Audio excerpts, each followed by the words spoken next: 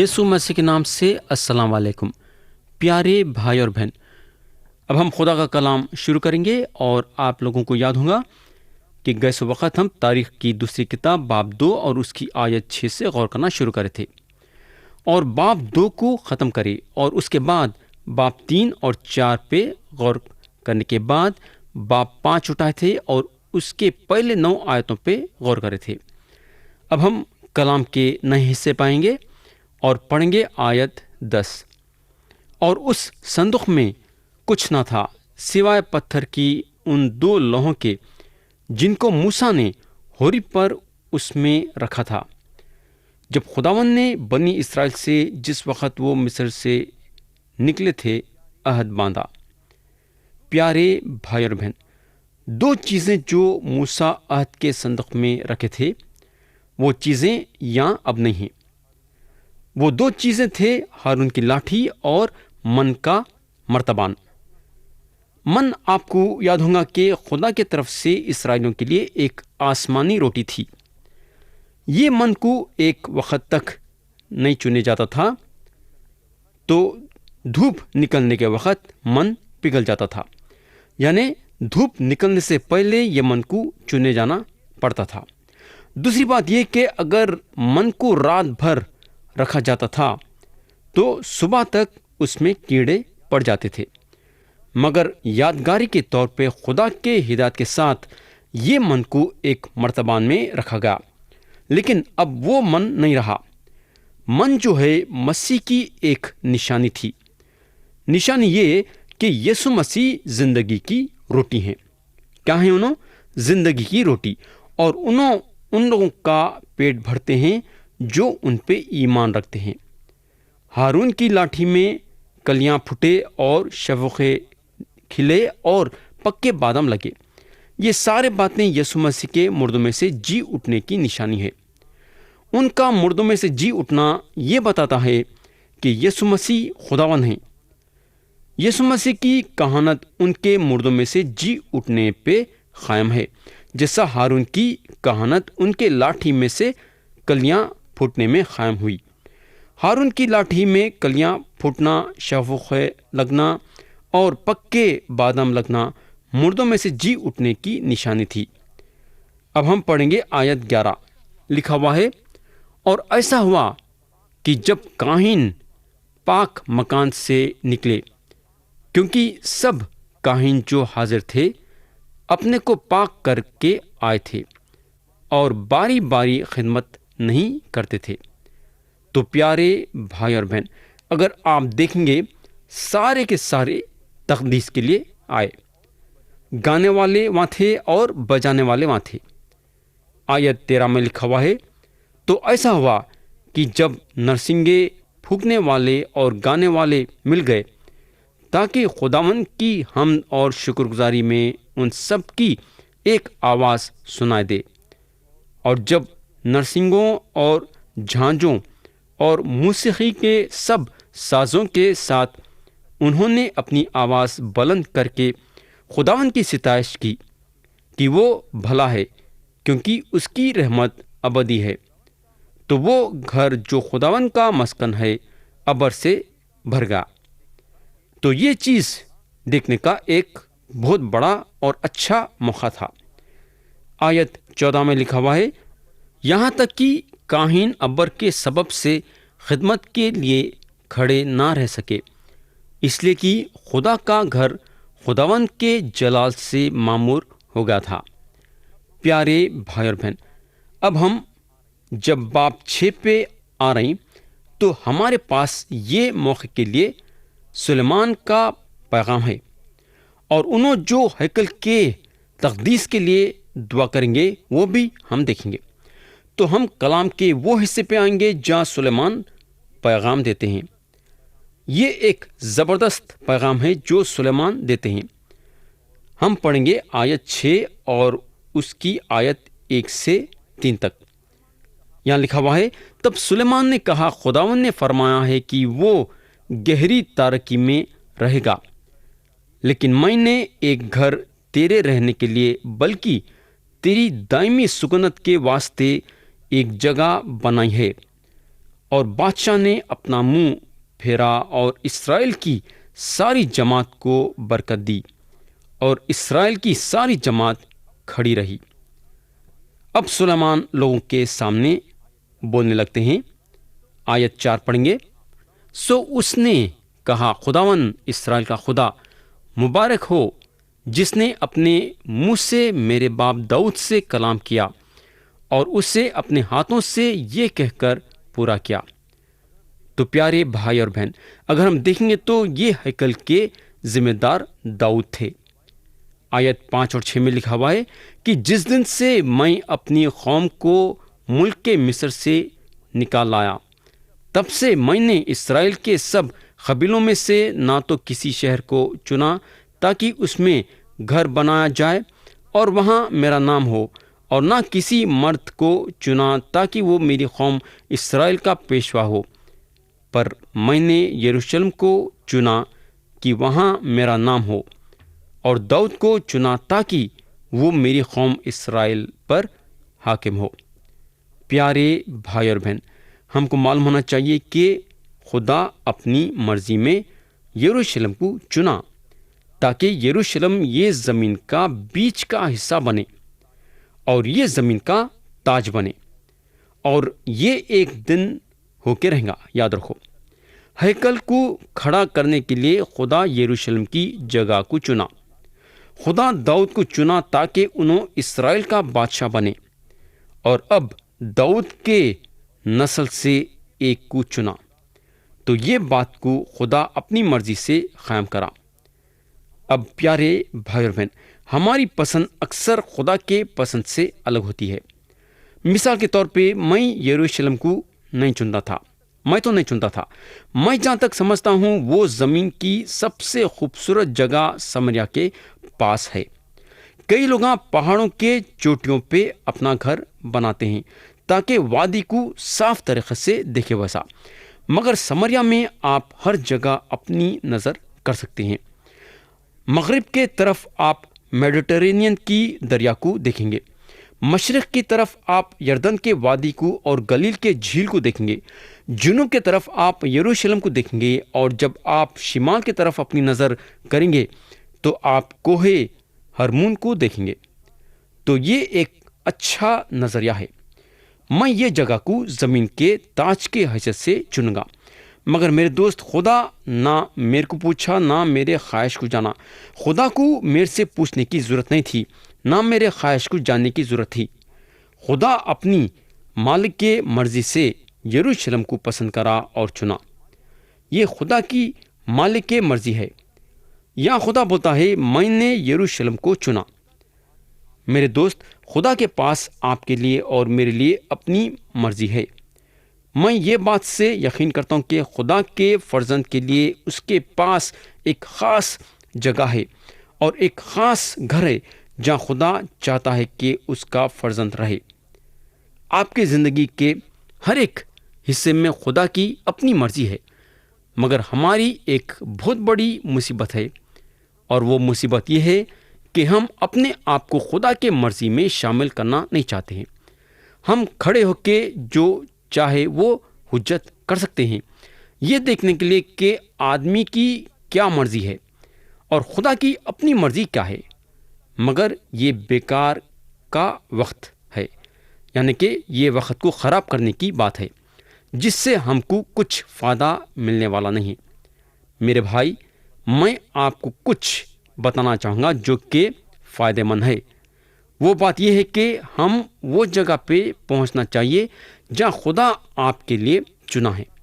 جب آپ وہ جگہ پہ پہنچیں گے تو آپ صحیح جگہ پہ رہیں گے۔ تو خدا کی مرضی ہمارے زندگی میں اہمیت رکھتی ہے۔ خدا یروشلم کو چنا اور خدا داؤد کو چنا۔ آیت 7 پڑھیں گے۔ اور میرے باپ داؤد کے دل میں تھا کہ خداوند اسرائیل کے خدا کے نام کے لیے ایک گھر بنائے۔ میرے دوست، سلیمان کا بولنے کا مطلب یہ ہے کہ انہوں وہ سب کرے ہیں جو داؤد چاہتے تھے کہ انہوں کرے۔ تو یہاں سلیمان ہیکل کو بنا کے داؤد کے خواہش کو پوری کر رہے تھے۔ آیت 10 اور 11 پڑھیں گے۔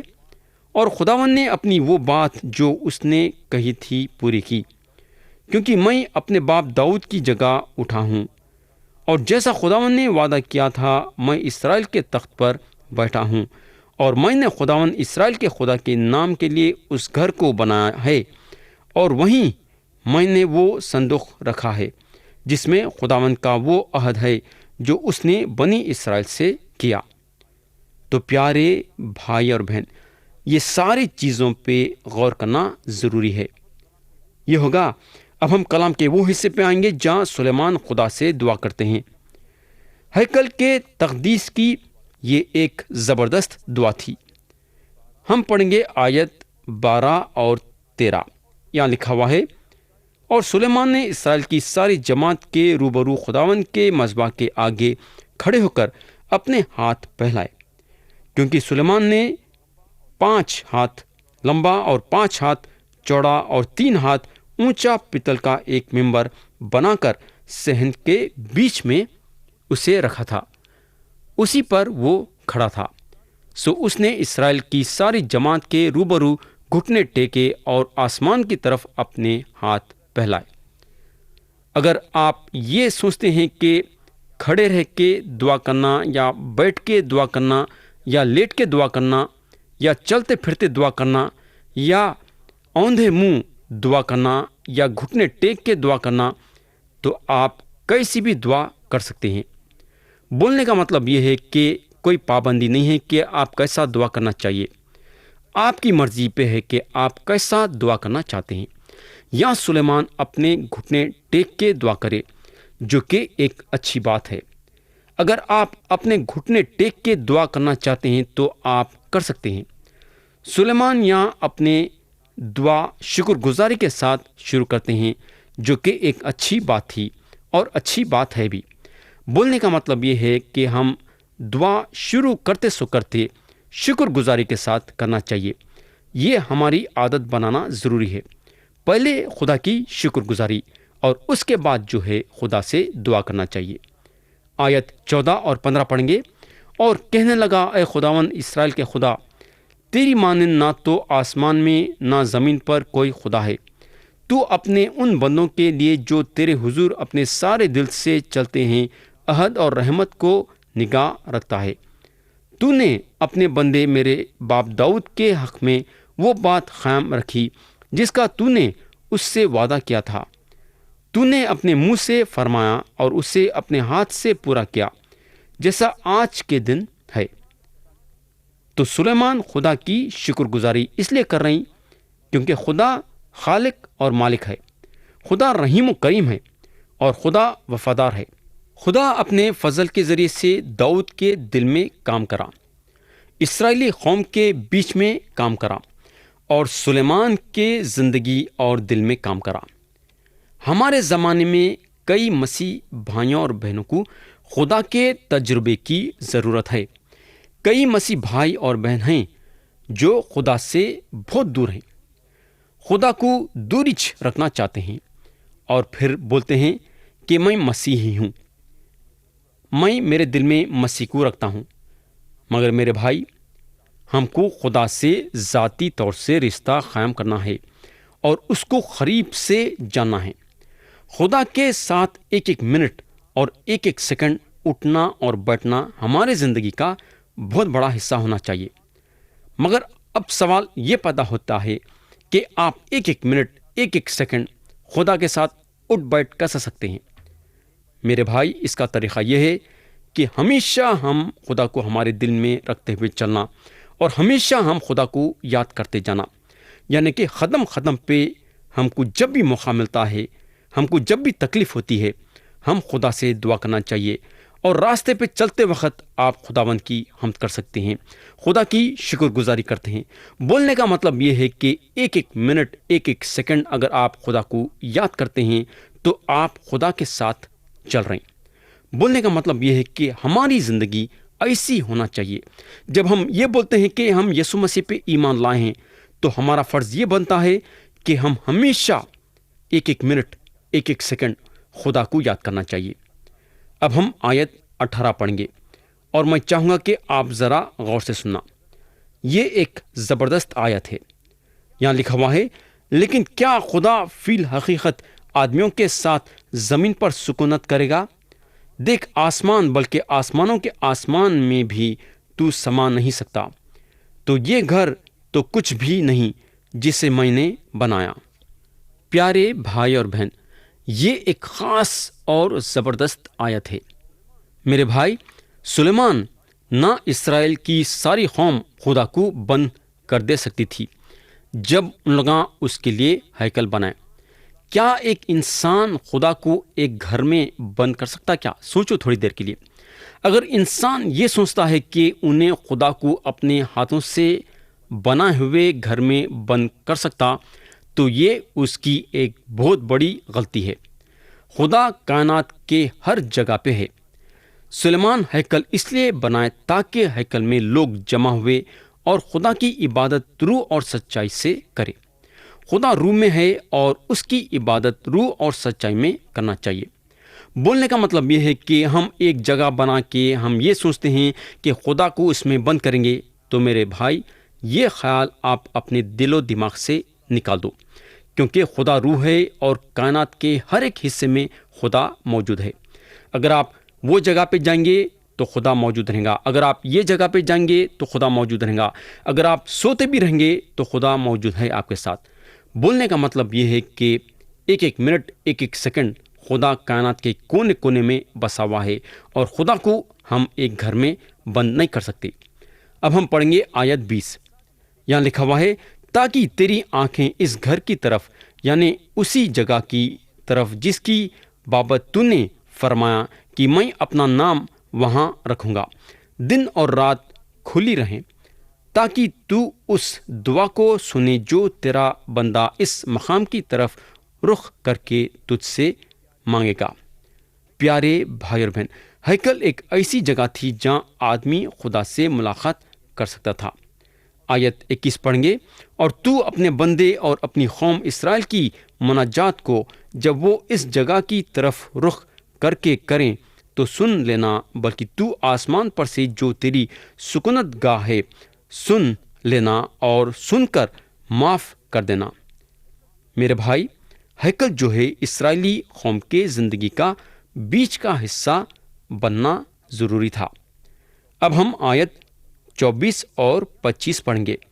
یہاں سلیمان خدا سے دعا کرتے ہیں، جہاں لکھا ہوا ہے، اور اگر تیری قوم اسرائیل تیرا گناہ کرنے کے باعث اپنے دشمنوں سے شکست کھائے اور پھر تیری طرف رجوع لائے اور تیرے نام کا اقرار کر کے اس گھر میں تیرے حضور دعا اور مناجات کرے، تو تو آسمان پر سے سن کر اپنی قوم اسرائیل کے گناہ کو بخش دینا اور ان کو اس ملک میں جو تو نے ان کو اور ان کے باپ دادا کو دیا ہے پھر لے آنا۔ تو پیارے بھائی اور بہن، جب یہ لوگ گناہ کرتے ہیں تو ان لوگوں کو ہیکل کے طرف آنا ضروری تھا۔ آیت 26 پڑھیں گے۔ یہاں سلیمان خدا سے دعا کرتے ہیں، اور جب اس سبب سے کہ انہوں نے تیرا گناہ کیا ہو آسمان بند ہو جائے اور بارش نہ ہو، اور وہ اس مقام کی طرف رخ کر کے دعا مانگے اور تیرے نام کا اقرار کریں اور اپنے گناہ سے باز آئیں، جب تو ان کو دکھ دے۔ پیارے دوست، لوگوں کے گناہ کے وجہ سے جب زمین پہ کال ہے تو لوگوں کو کیا کرنا پڑے گا؟ دعا میں خدا کے پاس آنا ہوگا۔ یہ ان لوگوں کے لیے ایک ہی راستہ ہے۔ آیت 28 میں سلیمان بولتے ہیں، اگر ملک میں کال ہو، اگر وبا ہو، اگر بدی سمن یا گروی ٹڈی یا کملا ہو، اگر ان کے دشمن ان کے شہروں کے ملک میں ان کو گھیر لیں، غرض کیسی ہی بلا یا کیسا ہی روگ ہو۔ پیارے دوست، جیسا بھی حالت ان لوگوں کے زندگی میں پیدا ہوں گی تو ان لوگوں کو ہیکل کے طرف پلٹنا ہوگا خدا سے دعا کرنے کے لیے۔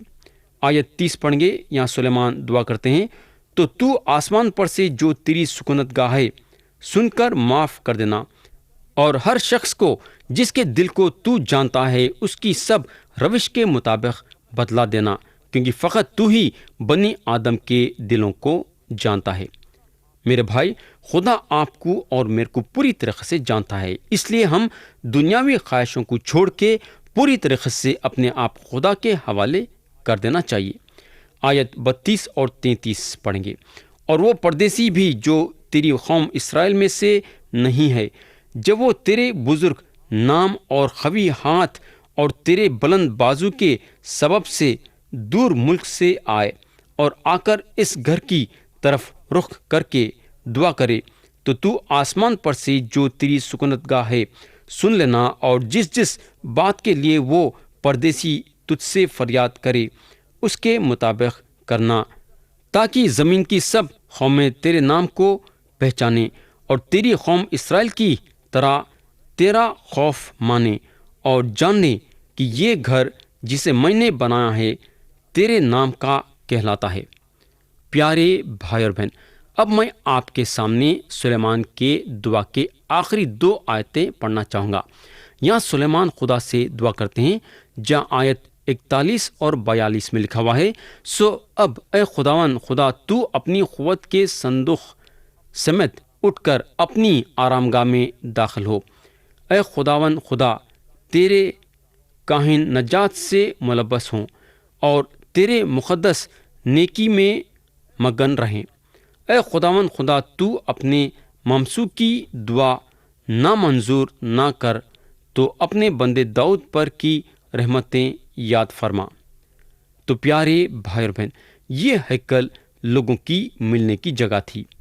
لوگ مل کے خدا کی عبادت کرتے تھے اور خدا سے دعا کرتے تھے، یعنی کہ لوگ مل کے خدا سے ملاقات کرتے تھے۔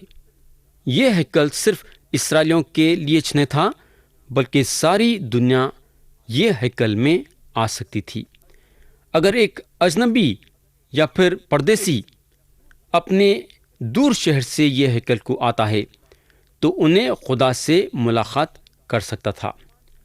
تو سلیمان کی یہ ایک زبردست اور بہترین دعا ہے۔ انہوں خدا سے یہ حیثیت سے دعا کرے کہ خدا اپنے رحمت کا ہاتھ داؤد کے طرف بڑھانا۔ پیارے بھائی اور بہن، آپ اور میں اس لیے دعا کرنا کیونکہ یسوع مسیح اپنا پاک خون صلیب پہ بہانے کے ذریعے سے ہمارے لیے رحمت کی کرسی کا دروازہ کھول دیے۔ انہوں صلیب پہ اپنی جان دے کے خدا کے ساتھ ہمارا میل ملاپ کا راستہ کھول دیے۔